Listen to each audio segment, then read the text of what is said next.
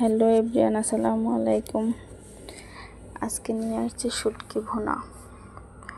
তো কে কে শুটকি ভুনা পছন্দ করেন অবশ্যই কমেন্ট করে জানাবেন। এই হলো আমার শুটকি আর কাঁঠালের বিচি দিয়ে শুটকি ভুনা করব। এভাবে কেউ যদি না খেয়ে থাকেন অবশ্যই ট্রাই করে দেখবেন।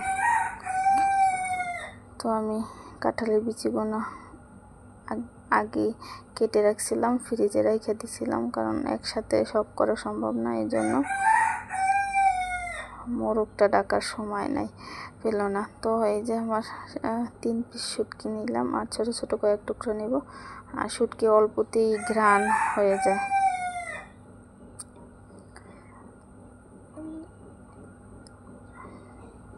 তো পানিতে ভিজিয়ে রাখলাম, কারণ ফ্রিজে ছিল তো। আর শুটকিগুলো আশাল খইস আছে, এই জন্য ওটা পরিষ্কার করতে হবে। আর শুটকি পরিষ্কার করার মাথাগুলো ফালাই দিতে হবে, কারণ মাথা কিসকিস করে বেশি। এর জন্য মাথা আমি ফালাইয়ে দেই। তারপর শুটকি ভালোভাবে পরিষ্কার করে বাইটে নিয়েছি। আর বাটার সময় অবশ্যই সাবধানে বাটবেন, কারণ শুটকিতে অনেক কাটা, আমার হাতের ভিতর অনেক বিচ্ছে। তো এখানে আমি পেঁয়াজটা কড়াইতে বসাই দিলাম। পেঁয়াজটা একটু সময় নাড়াচাড়া করে একটু যখন নরম হয়ে আসবে, তারপর আমি পানি দিয়ে দিলাম। পানি দেওয়ার পর হলুদের গুঁড়ো আর মরিচের গুঁড়ো, মরিচ দিতে হবে বেশি শুটকি ভুনায়, কারণ শুটকি ভুনায় ঝাল না হলে খেতে মজা লাগে না। শুটকি একটু তেলও বেশি দিতে হবে আর মরিচও বেশি দিতে হবে। দেখুন কালারটা কত সুন্দর আসছে। তারপর শুটকিগুলো দিয়ে তারপর একটু নাড়াচাড়া করে পানি দিয়ে দিলাম। আর শুটকির ঘেরানে একবার আমার ঘর তো লেগে গেছে। তো এখানে আমি কাঁঠালের বিচিগুলো দিয়ে দিলাম। দেওয়ার পর একটু লবণ দিয়ে দিব। লবণটা ভালোভাবে কাঁঠালের বিচির সাথে মিশিয়ে নিলাম।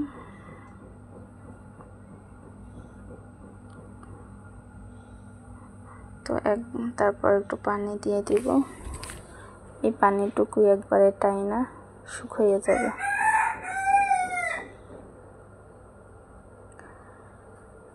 তারপর ঢাকনা দিয়ে দিলাম। ঢাকনাটা উঠাইলাম। পেঁয়াজগুলো প্রায় গইলে গেছে আর কাঁঠালের বিচিগুলোও সিদ্ধ হয়ে গেছে। তো কিছুক্ষণ পর আমি আইসে নাড়াচাড়া দিয়ে দেই। আর আমি এই শুটকি ভুনা বসাইতে বইসা, তো আমি আমার মেয়েকে গোসল করাইছি, আমি করছি, তারপর খাওয়াইছি। ততক্ষণ শুটকি মানে গ্যাসে ছিল, কারণ একবারে মিডিয়ামে দিয়ে রাখছিলাম, তো আস্তে আস্তে হয়েছে। হাতে সময় ছিল না, এই জন্য শুটকির কাছে থাকতে পারি না। এই জন্য একবারে কম আছে শুটকিটা ভুনা করছি। তো আমার শুটকি ভুনা কমপ্লিট। এই যে আমি খেতে বসলাম।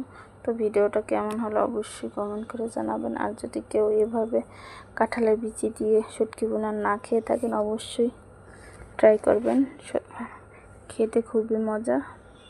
তো ভালো থাকবেন, সুস্থ থাকবেন। আল্লাহ হাফেজ।